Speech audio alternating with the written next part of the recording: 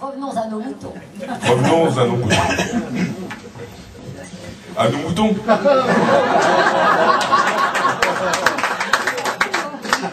Bah, les moutons, bah, je me bats un peu pour...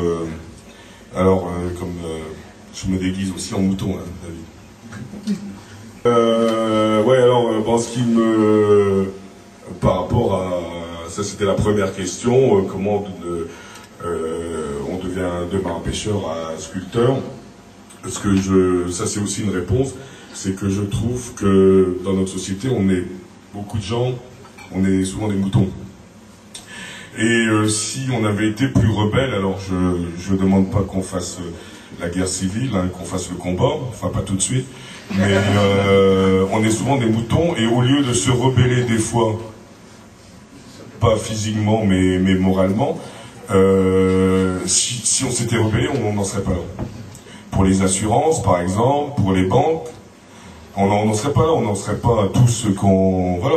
Et donc j'ai fait un mouton géant qui lui a d'ailleurs prouvé que c'était pas un mouton, qui a déjà été interdit, et je remercie ceux qui l'ont censuré,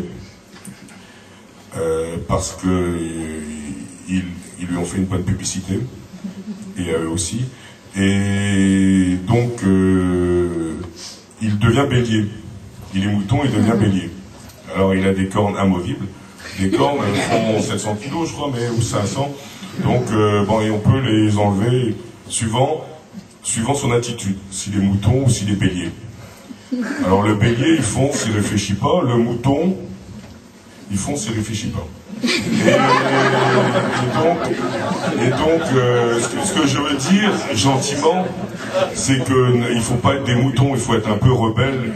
Et voilà, le marin-pêcheur, il est un peu rebelle. Et voilà, et il est peut-être devenu sculpteur par la vie.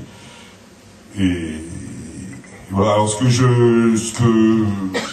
j'avais pointé du doigt à l'époque, à une époque, dans les années 95, et tout le monde m'avait ri au nez, et on s'aperçoit que j'avais un peu raison. Et ce que je reproche à mes concitoyens, c'est de n'avoir pas été assez rebelle, on n'en serait pas là aujourd'hui.